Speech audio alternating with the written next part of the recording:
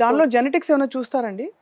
Genetics match చేసే ప్రయత్నం చేస్తారా? When you take a donor sperm donor sperm చాలా శాంపుల్ ర్యాండమ్‌గా ఏంటంటే ఉంటుందా? బ్యాంక్ నుంచి వస్తాయి మనకి. ర్యాండమ్. రాండమ్ అంటే we will know their height, colour, eye colour. Because అంటే ఇప్పుడు డ్రాస్టికలీ డిఫరెంట్ ఆ! జెనెటిక్స్ ఆ! ఉన్నాయనుకోండి. ఆ!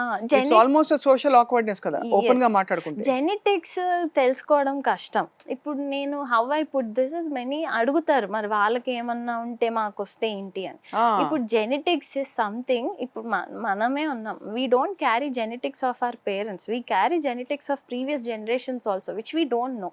కరెక్ట్. ఆ రిస్క్ అనేది ఎనీ ప్రెగ్నెన్సీకి ఉంటది కదా! ఇప్పుడు మీరు మీ సర్కిల్‌లో వినే ఉంటారు. ఎక్కడో జెనెటిక్ ఇష్యూ వల్ల అబార్ట్ చేయించుకోవాల్సొచ్చింది. అసలు ఎవరికీ లేదు. వీళ్ళకెలా వచ్చిందో అని వాళ్ళు ఆశ్చర్యపోతూ ఉంటారు. So, genetics is something which can happen to anyone. So, you don't need to do that screening basically అసలు జెనెటిక్ చెయ్యరు. స్క్రీనింగ్. డోనర్ స్పెర్మ్ శాంపిల్స్‌కి వి చేయరు. Don't do genetic testing. Yeah! Basic viral screenings, వాళ్ళ blood టెస్ట్‌లు ఇయి చేసుకుంటాం. అవునవును. Because we for shouldn't more chronic infections ఇల్‌నెసెస్‌కి దానికి ఇన్ఫెక్షన్స్. అలాంటివి అలాంటియన్నీ చేసి స్క్రీన్ అయ్యే వస్తాయి. సో, థర్డ్ ఆప్షన్ ఈస్ ఇది. మీరు hmm. Artificial. Yeah! Hmm. And the next is ఇవేమీ అవ్వట్లేదు or they have a direct indication to go for IVF అంటే that is where the IVF